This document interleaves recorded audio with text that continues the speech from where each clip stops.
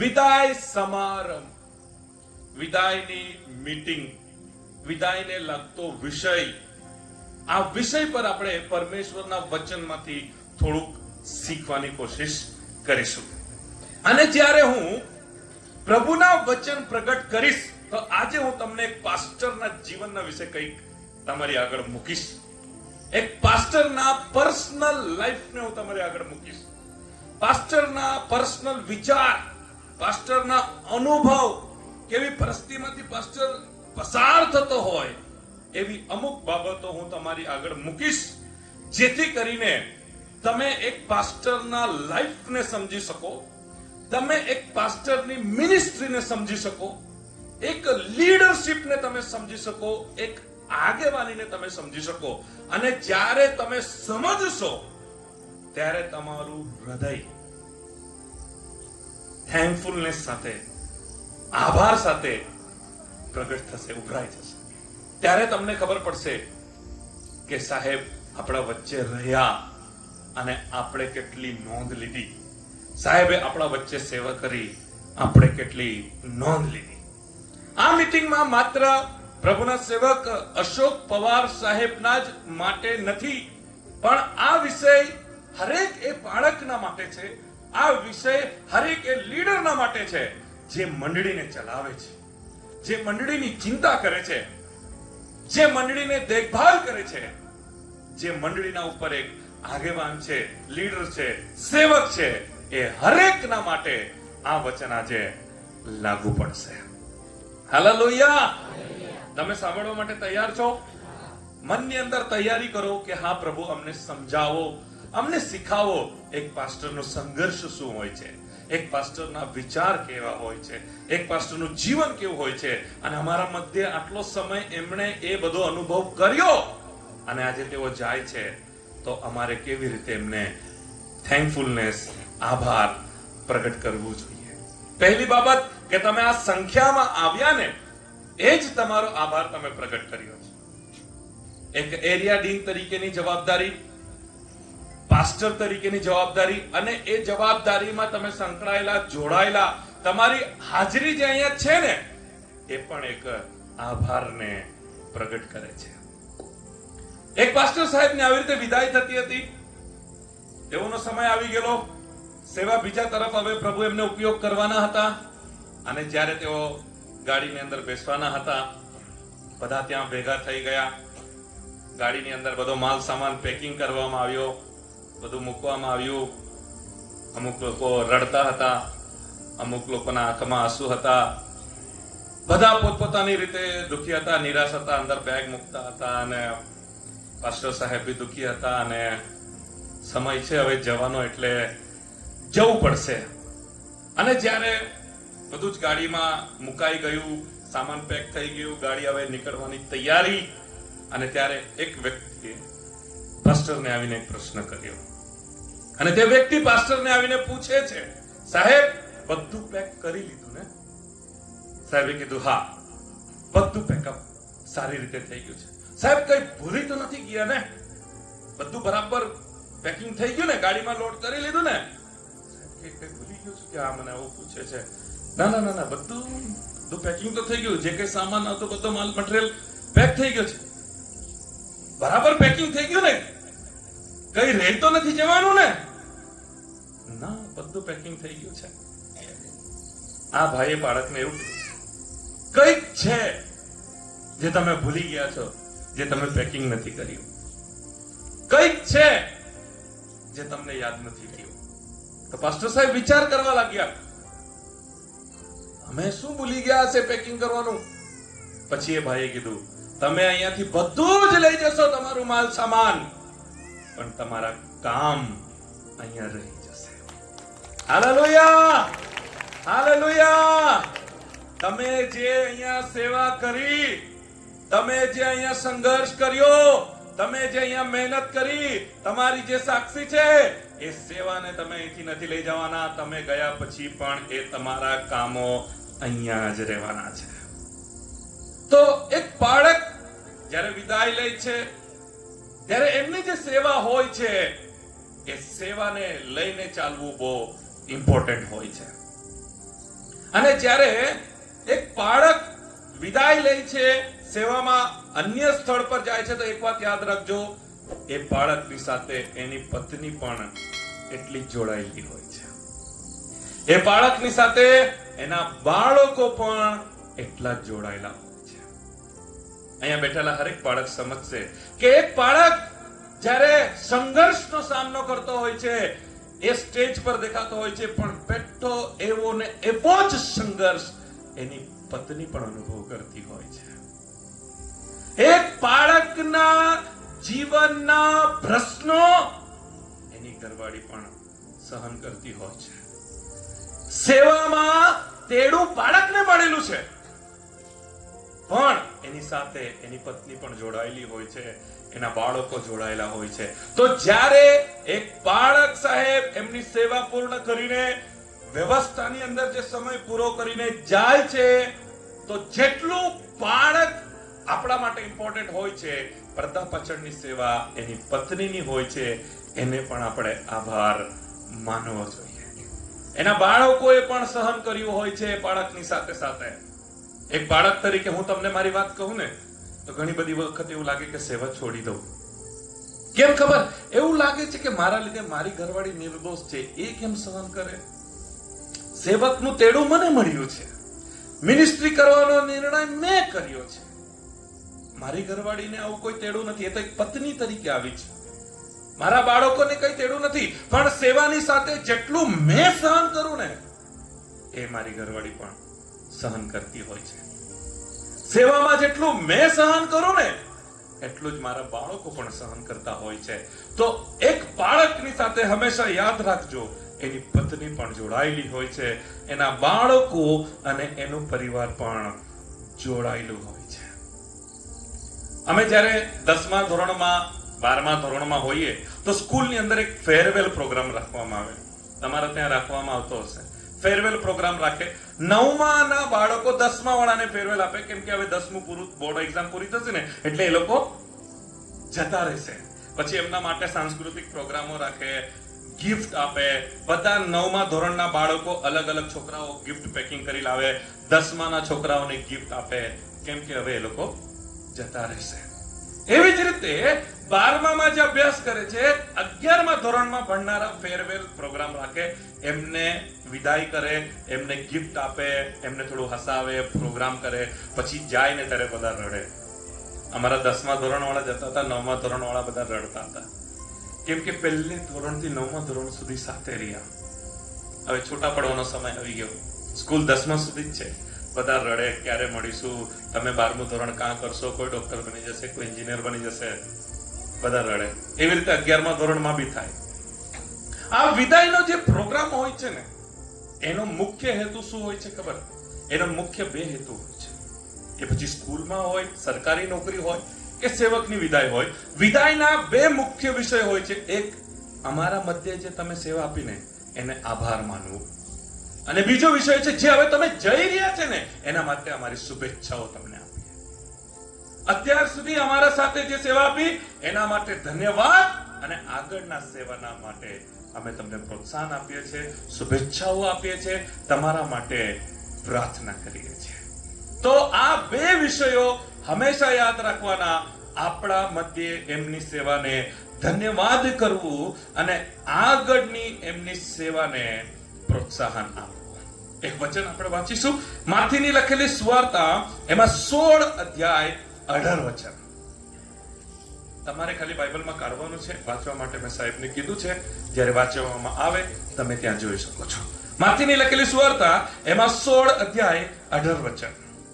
અને હું પણ તમને કહું છું, હા, કે પિત્તર પિત્તર છે, ને આ પથ્થર પર હું મારી મંડળી બાંધીશ. આ પ્રભુ ઈસુ ખ્રિસ્તના બોલેલા શબ્દો છે ભાલાઓ, અને પ્રભુ ઈસુ ખ્રિસ્ત કહે છે, હું મારી મંડળી બાંધીશ.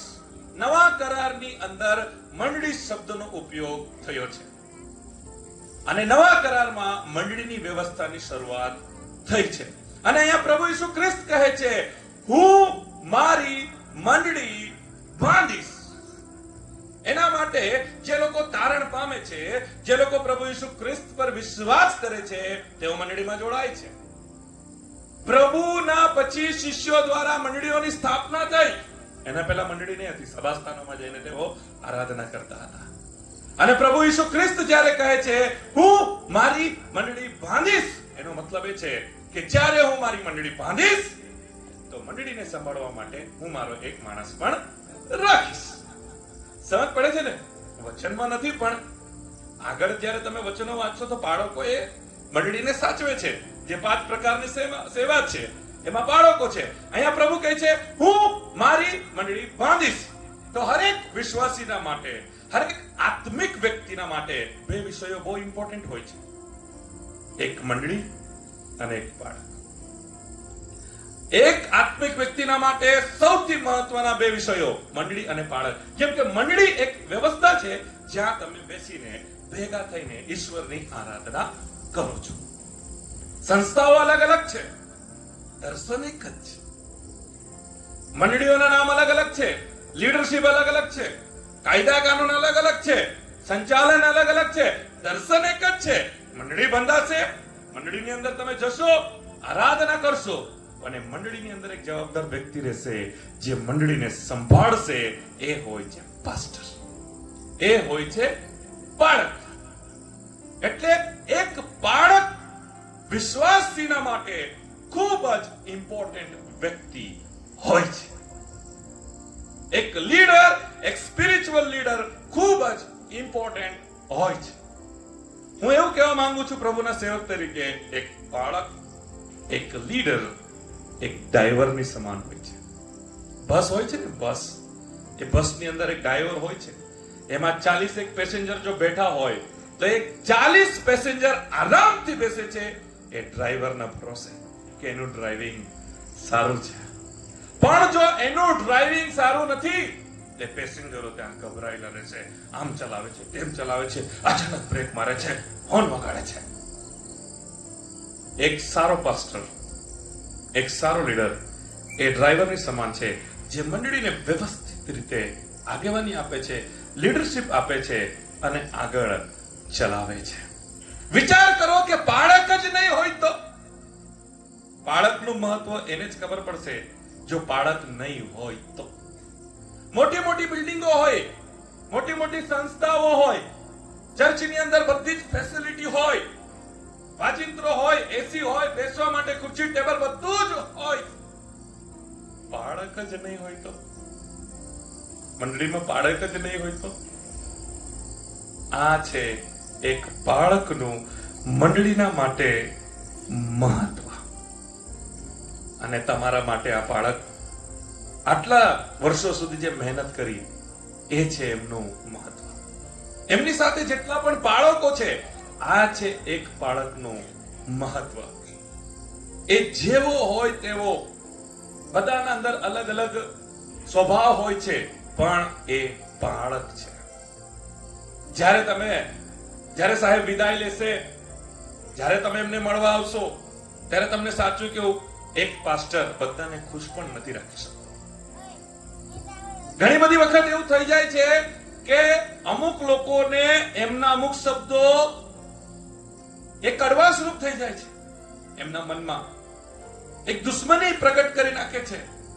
પણ હું તમને કહેવા માંગુ છું, એક બાળક એક મેન્ટલ, માનસિક ડિસ્ટર્બન્સથી બી પસાર થતો હોય છે. એક પાસ્ટર માઇક લઈને ઊભો થતો હોય ને નીચે 100 જણા સાંભળતા હોય. એકનું દિમાગ ચાલતું હોય બોલવા માટે, 100 જણા બેસીને દિમાગ દોડાવતા હોય વિચારવા માટે. કેટલું દબાણ આવતું હોય એક પાસ્ટર પર. એક શબ્દો આમ તેમ જાય એની બી ચિંતા થાય. બોલતા બોલતા એને લાગી ગયું શું વિચાર કરશે, પેલા ભાઈને લાગી ગયું શું વિચાર કરશે. પણ હું તમને કહું, એ તમારી ચિંતા કરતો હોય છે, ભલાઈના માટે કહેતો હોય છે. વ્યક્તિગત રીતે પાસ્ટર મંડળીના લોકોને નહીં બોલે.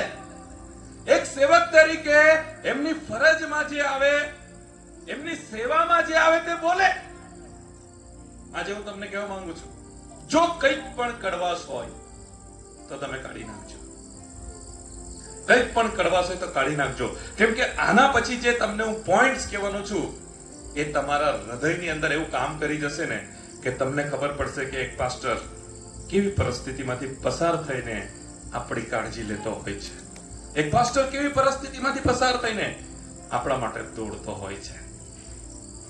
એક સમયની વાત છે જ્યારે પ્રભુ ઈસુ 13 અધ્યાયમાં એમના શિષ્યોને કહેતા હતા, હવે હું જવાનો છું, મારો સમય આવી ગયો છે, હું જ્યાં જાઉં છું ત્યાં તમે આવી શકતા નથી. પીટર કહે છે, પ્રભુ ક્યાં જવાના? અને આ જ્યારે વાતચીત થતી હતી અને જ્યારે શિષ્યોને ખબર પડી કે પ્રભુ જવાના, ગભરાઈ ગયા, ચિંતામાં આવી ગયા કે હવે પ્રભુ જતા રહેશે તો અમારું શું થશે? અત્યાર સુધી તો મજા આવી, ભૂતડા કાઢ્યા, લંગડા ચાલતા થયા, મરેલા જીવતા થયા, પ્રભુ સાથે સેવા કરવાની મજા આવી, આશીર્વાદિત થયા, અલગ અલગ અનુભવ થયા. પણ પ્રભુ આજે શું બોલી રહ્યા છે? પ્રભુ બોલી રહ્યા છે, મારે હવે જવાનો સમય આવી ગયો, હવે મારે જવું પડશે. ઘણી બધી વખત આપણા હૃદયોમાં પણ આવા વિચારો, આવું દુઃખ આવે, સાહેબ જવાના, સાહેબ રહેતે તો આવું થતે, સાહેબ હતા તો આવું થતા હતા, આવી રીતે કહેતા હતા, સાહેબ તો હવે જવાના. ત્યારે પ્રભુએ એમને પ્રોત્સાહન આપતા કઈ વાત બોલ્યા. એક વચન વાંચીશું, યોહાનની લખેલી સુવાર્તા 14 અધ્યાય પહેલી કલમ.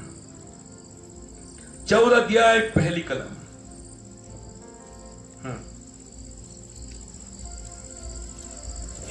તમારા હૃદયોને વ્યાકુળ થવા ન દો. તમારા હૃદયોને વ્યાકુળ થવા ન દો. તમે દેવ પર વિશ્વાસ રાખો છો, હમ મારા પર પણ વિશ્વાસ રાખો.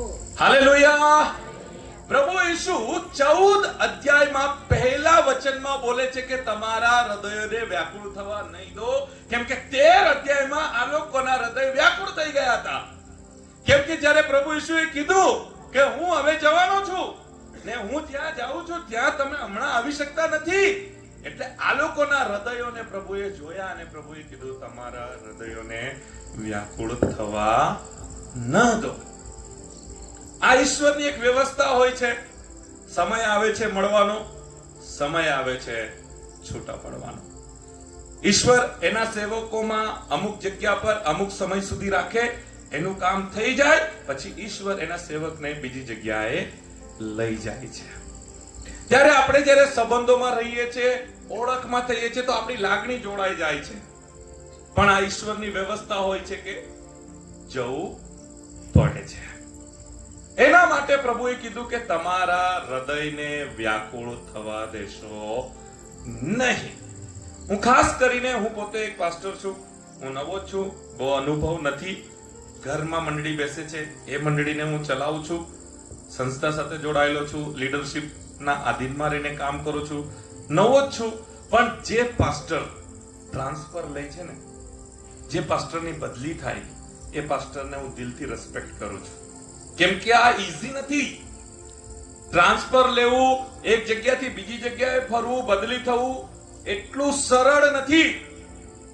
મેં એવા પણ બાળકોને જોયા છે જે અમુક પ્રશ્નોને લઈને બદલી ના પાડે છે, અને એમાં ખોટું કઈ નથી, એમના લેવલ પર એ પ્રોબ્લેમ હોય છે જેથી કરીને બદલી નહીં લઈ શકે. પણ હું એવા બાળકોને ખૂબ રિસ્પેક્ટ કરું છું જે બદલી માટે તૈયાર થાય છે. એમને પરિવારને બહુ સહન કરવું પડે છે. એક જગ્યા બદલાય, પાછા ત્યાંના લોકો સાથે મળવું, નવા લોકો સાથે એડજસ્ટ થવું, નાના છોકરાઓએ એમના જેવા છોકરાઓને શોધવું, મિત્રતા કરવું, એવું લાગે છે પણ એક ડિસ્ટર્બન્સ, એક માનસિક રીતે પણ એક સંઘર્ષ હોય છે. અહીંયા જે ઓલરેડી મિત્રતા થઈ ગઈ હોય, અહીંયાના લોકોનો સાથે ઓળખ પરિચય થઈ ગયો હોય, અહીંયા આપણાને ખબર પડી ગઈ હોય છે કોણ કેવું છે, એકદમ જ પછી જતા રહેવું પડે. જે કામ કર્યું છે છોડીને જતા રહેવું પડે. એવું લાગે હજુ થોડુંક રહેતે તો હજુ આ બાકી રહી ગયેલું હતે, આ પૂરું કરી નાખતે. એવું લાગતે કે આ લોકો કેટલા સારા છે, અહીંયા મદદ મળતી હતી. આ બધું છોડીને ઈશ્વરની આગળ આધીન થઈ જતા રહેવું પડે છે. માટે હું પર્સનલી એવા તમામ સેવકોને દિલથી ખૂબ જ રિસ્પેક્ટ કરું છું જે સેવકો બદલી લેવા માટે તૈયાર થતા હોય છે.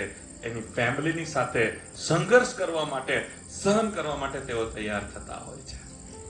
2-3 બાબતો હું તમારી આગળ પ્રગટ કરીશ જેથી તમે એક બાળકને સમજી શકો, એક બાળકના જીવનને સમજી શકો, એક બાળકની સેવાને તમે સમજી શકો. તમને ખબર છે ઘણી બધી વખત એવું લાગે કે બાળક ગયા બીજા બાળક આવશે, આ બાળક ગયા બીજા બાળક આવશે, આ જીવનની રીત છે, ચાલ્યા કરશે. પણ અમુક આપણા જીવનમાં અમુક સેવકો દ્વારા ઈશ્વર એવું કામ કરી જાય ને, એ ખૂબ જ અલગ હોય છે. હું મારી વાત કરું તો મારા જીવનમાં ઘણા બધા સેવકો આવ્યા, પણ અમુક સેવકોની એવી અસર થઈને કે આજે હું તમારી આગળ સેવક તરીકે ઊભો છું. એક આત્મિક વ્યક્તિ આત્મિક બાળક સાહેબને સમજી શકે છે. એક આત્મિક વ્યક્તિ આત્મિક પાસ્ટરને સમજી શકે છે. અને જ્યારે એ સમજી શકે છે ત્યારે એના હૃદયની અંદર ચિંતા થાય છે, એના આંખમાં આંસુ આવે છે, કારણ કે એને ચિંતા થાય છે સેવાને લઈને. અને એ બાબત એક આત્મિક વ્યક્તિ સમજી શકે છે. એક પાસ્ટર જ્યારે મંડળીની અંદર સેવા આપે છે, વાલાઓ તમને કહું છું, મને એક પોઈન્ટથી બહુ ખુશી થાય છે જે તમારી આગળ મૂકું છું. પાસ્ટરના દ્વારા ઈશ્વર એના કાર્યોને પ્રગટ કરે છે. એટલો ઇમ્પોર્ટન્ટ હોય છે આપણા માટે પાસ્ટર. એક માનને યોગ્ય હોય છે. પરમેશ્વર જાતે નહીં કરતા, એના સેવક દ્વારા કરે છે.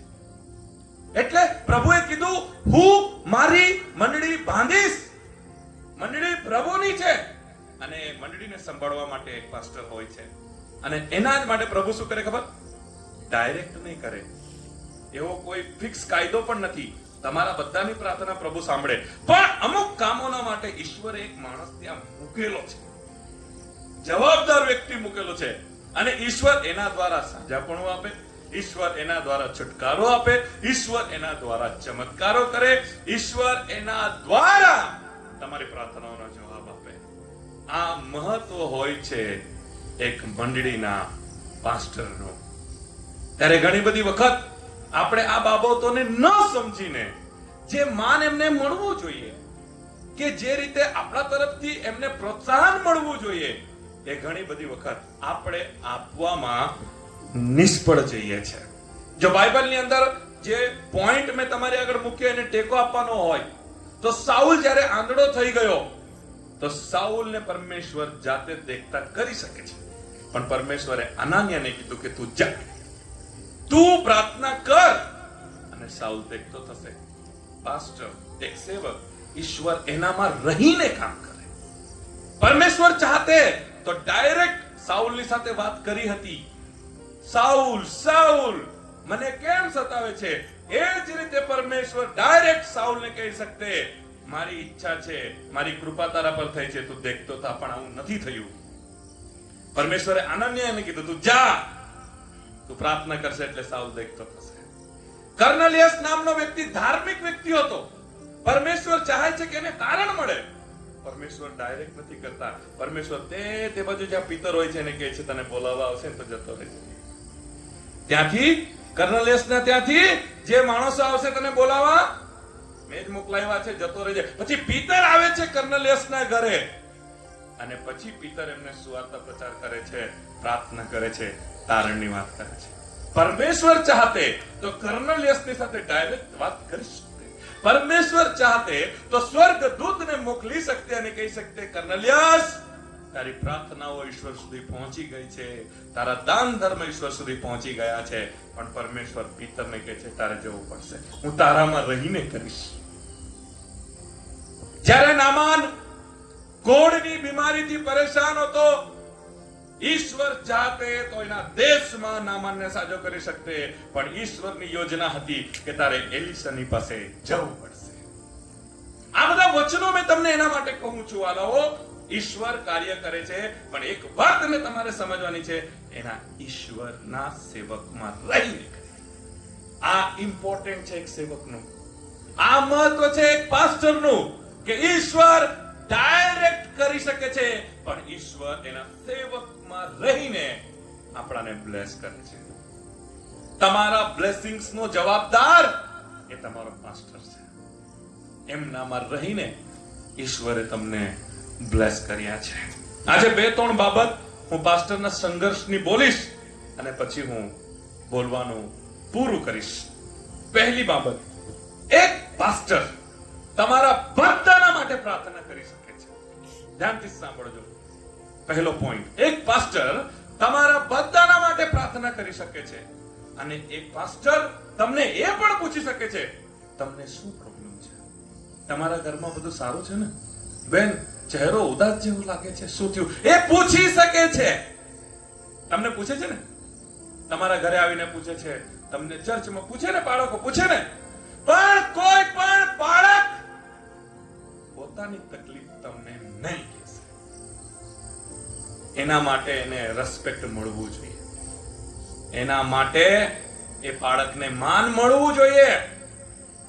એ તમારા કરતા બી દુઃખમાં પસાર થતો હોય પણ તમને હસીને પૂછશે, ચહેરો ઉદાસ જેવો દેખાય છે, શું થયું? તબિયત નથી સારી. એ પોતે માંદગીમાં હોય છે પણ તમને કદી નહીં કહેશે કે મારા જિંદગીમાં તકલીફ છે.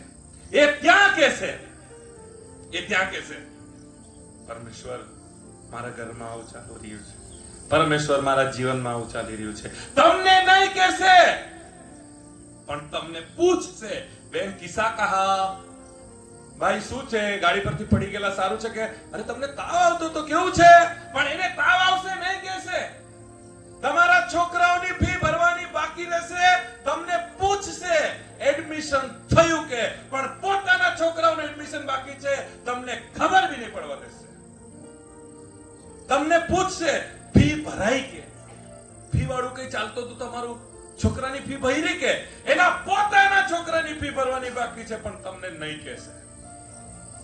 એના ઘરની અંદર પ્રોબ્લેમ્સ છે, એના ઘરની અંદર આર્થિક પરિસ્થિતિ નબળી છે, છતાં પણ તમને આવીને પૂછશે કામ કેવું ચાલી રહ્યું છે, નવું મશીન કેવું છે, શું ચાલે છે ખેતરમાં. એ પાસ્ટરને તમારા તરફથી રિસ્પેક્ટ મળે એના એ હકદાર છે. તમારા તરફથી માન સન્માન મળે એના માટે હકદાર છે. પાસ્ટર કોઈ દિવસે નહીં આવે. એનું કારણ શું છે ખબર? જો પાસ્ટર તમને આવીને એમ કહી દે ને, વાત કરતા કરતા, કિસ્સા કહા, બેસા કહા, શું ચાલે છે, પછી એમ જો બોલી દે ને, મારા છોકરાની ફી ભરવાની બાકી છે, સામે વાળો શું વિચારશે ખબર? પૈસા માંગે. પોતાના છોકરાની ફી બાકી છે એમ બોલીને આપણી પાસે પૈસા માંગશે. એક બાળક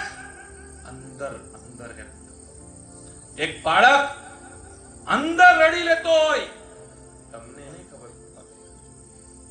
તમારા માટે સ્ટેજ પર બૂમ મારીને પ્રચાર કરશે. તમે આવીને એમ કહેશો ને, અહીંયા દુખતું છે, પ્રાર્થના કરી આપો, એ આનંદથી પ્રાર્થના કરશે, ઉત્સાહથી કરશે, તમને પ્રોત્સાહિત કરશે.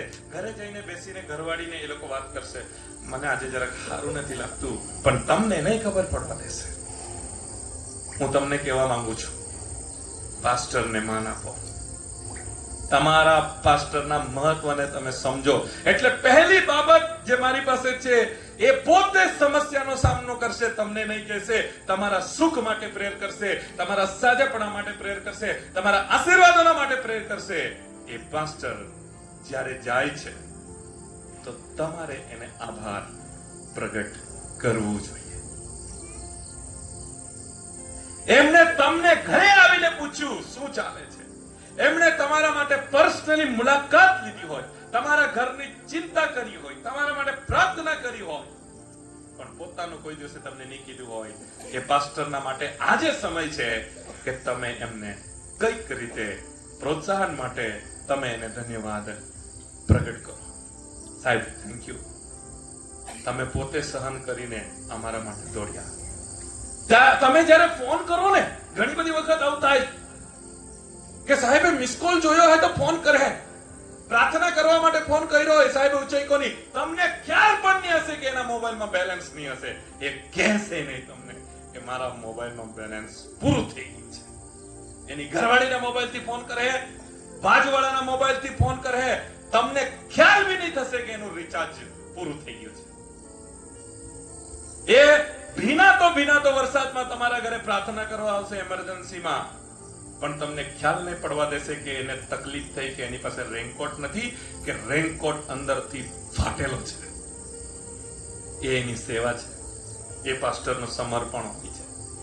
એના ગાડીમાં પેટ્રોલ છે કે નથી એ આવશે, એ પાસ્ટરનું સમર્પણ હોય છે. પણ તમને કદી કહેશે નહીં મારા ગાડીમાં પેટ્રોલ નથી, મેં કેવી રીતે આવું, મારા મોબાઈલમાં બેલેન્સ નથી, મેં કેવી રીતે ફોન કરું. આજે સમય છે કે તમે એ સેવાને યાદ કરીને આ વિદાયના સમયમાં ધન્યવાદને પ્રગટ કરો. મારો બીજો પોઈન્ટ છે,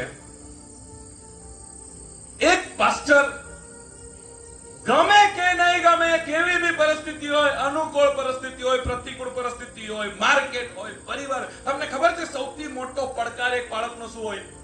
એ હરેક જગ્યામાં એ પાસ્ટર જ રહે. ઘરમાં બી પાસ્ટર, શાકભાજી લેવા જાય તાઓ પાસ્ટર. આ બહુ મોટો પડકાર છે. તમે અહીંયા વિશ્વાસી બનીને બેસી શકો છો, પણ માર્કેટમાં તમે કઈ બી રીતે રહી શકો છો, તમે ઘરમાં કઈ બી રીતે રહી શકો છો, પણ એક પાસ્ટરે ઘરમાં બી પાસ્ટર જ રહેવું પડે. નહીં તો ઘરવાળા શું કે ખબર, છોકરાઓ એને બોલે પાસ્ટર રહીને તમે આવું બોલ્યા પપ્પા, એટલે ઘરમાં એ પપ્પા બી પાસ્ટર જ છે. શાકભાજી લેવા જાય તો શાકભાજી લેતા લેતા માર્કેટમાં કઈ બોલે ને તો શાકભાજી વાળો બી કે પાસ્ટર રહીને તમે આવો ભાવ કરતા છે. એ માર્કેટમાં હો પાસ્ટર છે, એ બસમાં બેસીને ટિકિટ કાઢે તમે પાસ્ટર. આ બહુ મોટો પડકાર છે. એ જ્યાં જાય ત્યાં 24/7 એ પાસ્ટર જ હોય છે. એવા તમે નહીં હોઈ શકો. આ બહુ મોટો પડકાર છે. જ્યાં પરિવારમાં એક પતિ તરીકે બી રહે ને તો બી ઘરવાળી અમુક ટાઈમે બોલે તમે તો પાસ્ટર છો ને. એક બાપ તરીકે વાત કરે છોકરાઓ સાથે તો છોકરાઓ બી સંભળાવે પપ્પા તમે તો પાસ્ટર છો ને. એને હરેક પરિસ્થિતિમાં પોતાને પાસ્ટર રાખવું પડે. પોતાના જીવનને, પોતાના સ્વભાવને એક પાસ્ટર તરીકે એને પ્રેઝન્ટ કરવો પડે. અને આ બહુ મોટો પડકાર છે જેને લઈને આપણે એને માન આપવું જોઈએ, જેને લઈને આપણે એને ધન્યવાદ પ્રગટ કરવો જોઈએ, જેને લઈને આપણે પાસ્ટરને પ્રોત્સાહન આપવું જોઈએ. એક સૌથી મોટો પ્રોબ્લેમ જે પાસ્ટર સહન કરતો હોય ખબર શું છે? એના ઉપર બહુ બધા લોકો લીડર હોય. સંસ્થાના પરિપત્ર આવે, સંસ્થા તરફથી આવે આ કરવાનું છે, આવતા મહિનામાં યુથ મીટિંગ કરવાની છે, આટલો ફાળો લેવાનો છે. સંસ્થાનું એને માનવું પડે. પછી ચર્ચનું માનવું પડે. ચર્ચમાં અમુક રૂલ્સ હોય સ્થાનિક લેવલ પર, એટલે ચર્ચના રૂલ્સ એને માનવું પડે. ગવર્મેન્ટના કાયદાઓ અલગ હોય એટલે ગવર્મેન્ટના કાયદાઓમાં રહીને એને સેવા કરવી પડે. ને ચર્ચના આગેવાનો પાછા બહુ ભારે હોય, એ લોકોનું માનવું પડે. સંસ્થાનું માનો, સરકારનું માનો, ચર્ચનું માનો, ચર્ચના આગેવાનોનું માનો, પછી ઘરવાળીનું બી માનો, એકે તેહો માનો. આપણે કહીએ કે નહીં મારે આના ઘરે પ્રાર્થના કરવા જવાનું છે તો અમુક ટાઈમે ઘરવાળી બી કહે એના તો જવાની શું જરૂર છે. અમુક પાસ્ટરો ઘરવાળી બી એની લીડર હોય, અમુક પાસ્ટરો એના છોકરા બી એના લીડર હોય. પપ્પા આવું તમે શું કરવા હતા ચર્ચમાં બોલી પડ્યા, એનું શું માનો, આગેવાનોનું માનો. પછી બીજા એના પાસ્ટર મિત્રો હોય ને એ લોકો પાછા એના શીખાવે એ દિવસે આવું નહીં બોલવા જોઈતું, તે દિવસે તમે શું કરવા, એટલે એ લોકોનું માનો, આ બધાનું માનો. પછી દેવે બોલાવ્યો એનું માનો, એનું બી માનવું પડે. એક પાસ્ટર પોતાનું દિલનું કરી જ નથી શકતો. કોઈક દિવસે પૂછો કે પાળક સાહેબ તમારા દિલમાં શું ચાલે છે? આગેવાનો અલગ દબાણ કરે, હોડો તો નહીં ચાલે કે મંડળીમાં આવું તો નહીં કરાય, એટલે આગેવાનો એને દબાણ આ બાજુથી કરે, પેલી બાજુથી સંસ્થા દબાવે, આ બાજુથી સરકારનો કાયદો દબાવે, આ બાજુથી ઘરવાળી દબાવે, આ બાજુથી છોકરા દબાવે. એને સેવા કરવી તો કેવી રીતે કરવી? આ સંઘર્ષ બહુ મોટો હોય છે. એવું લાગતું હોય છે પણ એક પાસ્ટર અંદર ને અંદર એક એવી ફિલિંગ્સ માંથી પસાર થતો હોય, કેમ કે એને પવિત્ર આત્મા વાત કરે છે, એને સેવાનું દર્શન છે, એને એવું લાગે છે મારે આ કરવું જોઈએ, પણ આટલા બધા લીડરોનું માનવું હોય છે, આટલા બધા લોકોને ખુશ રાખવું હોય છે. આનું માનવા જાય તો આ લોકો નિરાશ થાય, આને માનવા જાય તો પેલા લોકો નિરાશ થાય, અને એ તેડાયેલો હોય છે ઈશ્વરની સેવા કરવા માટે. અને ઈશ્વર જે એના મનમાં મૂકે એ ઘણી બધી વખત કરી શકતો નથી. આ એક પોઈન્ટના લીધે પણ એક પાસ્ટરને આપણે માન આપવું જોઈએ. આ એક એવી સેવા છે પાસ્ટરની, આટલું બધું સહન કરીને પણ, આટલા બધા લોકોનું માનીને પણ પોતાના મનને, પોતાના ઈચ્છાને દબાવીને મંડળીમાં દોડતા હોય છે. હાલેલુયા. મારી ઘરવાળી હાથે મારું બહુ ચાલતું હોય સેવાને લઈને. એક આમ નહીં કરવું જોઈએ, પછી મેં જવાબ નહીં આપું, પણ આને નથી સમજ પડતી, પણ મંડળીમાં તો આવું જ બોલવું પડે ને. છોકરાઓ કે અરે પણ આવું નહીં હોય, પછી મંડળી વાળા મારા આગેવાનો 2-3 જણા ઉભા થઈ જાય, મેં કઈ સૂચના કરું ને એટલે આમનું આમ. અરે પણ મેં હું કહેતો છું બધાનું માનું, કોને નિરાશ કરું, કોનું માનું? આ સંઘર્ષમાંથી એક પાસ્ટર જ્યારે પસાર થતો હોય તો એ પાસ્ટર ધન્યવાદને યોગ્ય છે. એ પાસ્ટર આપણા માટે સંઘર્ષ કર્યો છે, અંદર પોતાની મરજીને દબાવીને આપણા માટે દોડતો હોય છે. તો એક પાસ્ટરને તમારે સમજવાનું હોય છે, જે તમારા માટે સેવા આપી હોય. અને એક જ વાત બોલીને હું પૂરું કરવા માંગુ છું. પ્રભુ ઈસુ જ્યારે જવાના હતા, શિષ્યોના મન વ્યાકુળ થયા અને શિષ્યોને સારું નહીં લાગતું હતું કે પ્રભુ જતા રહેશે, પણ શિષ્યોએ એક કામ કર્યું. શું ખબર? જેટલા સમય સુધી પ્રભુ એમની સાથે રહ્યા, પ્રભુ જતા રહ્યા પછી એમણે પ્રભુનું કામ ચાલુ રાખ્યું. Hallelujah, hallelujah. એમણે પ્રભુનું કામ ચાલુ રાખ્યું, સેવા ચાલુ રાખી. જેટલો સમય એ પ્રભુની સાથે રહ્યા, જે કંઈ પ્રભુની સાથે રહીને શીખ્યા, એમણે કામ ચાલુ રાખ્યું. આજે હું તમને કહેવા માંગુ છું, પ્રભુના સેવક અશોક પવાર સાહેબ તમારા વચ્ચે રહીને જે તમને શીખવ્યું, તમારા વચ્ચે રહીને જે સેવા એમણે કરી, તમારા વચમાં રહીને જે માર્ગદર્શન તમને આપ્યું, એ જ્યારે તમે કરશો, એમના ગયા પછી એને તમે લઈને ચાલશો, એમાં એમને સાચો આનંદ છે. હાલેલુયા. તો આપણે જેમ શિષ્યોએ પ્રભુ ઈસુનું કામ ચાલુ રાખ્યું, પ્રભુ ઈસુ ગયા પછી, તેમ સાહેબના ગયા પછી એમણે જે શિક્ષણ આપ્યું, એમણે જે માર્ગદર્શન આપ્યું, આપણે એને લઈને ચાલવાનું છે. હાલેલુયા. એક બાળકનું જીવન સંઘર્ષ ભરેલું હોય છે. એક બાળકનું જીવન પરિવારની સાથે સંઘર્ષ કરતો હોય છે. આપણાને કદી નહીં કહે, પણ આજે આ સમય છે એ યાદ કરીને આપણે એમની સેવાને ધન્યવાદ કરીએ. સાહેબ, તમે અમારા માટે સમય આપ્યો, ધન્યવાદ. અમારા માટે દોડ્યા, ધન્યવાદ. પોતે દુઃખ સહન કર્યું, પોતે તકલીફ સહન કરી, ધન્યવાદ. એક બાળકે એના જિંદગીમાં જ્યારે આવું બોલ્યો ને કે હું બાળક બનવા માંગુ છું, એ વિચારના માટે પણ એમને આપણે ધન્યવાદ આપવું જોઈએ. તો જેમ ઈશ્વર તમારા મનમાં મૂકે તે રીતે તમે સાહેબને ધન્યવાદ પ્રગટ કરશો. એમની આગળની સેવાના માટે શુભેચ્છાની સાથે પ્રાર્થનામાં યાદ કરશો. આવો આપણે પ્રાર્થના કરીશું. આંખોને બંધ કરીએ.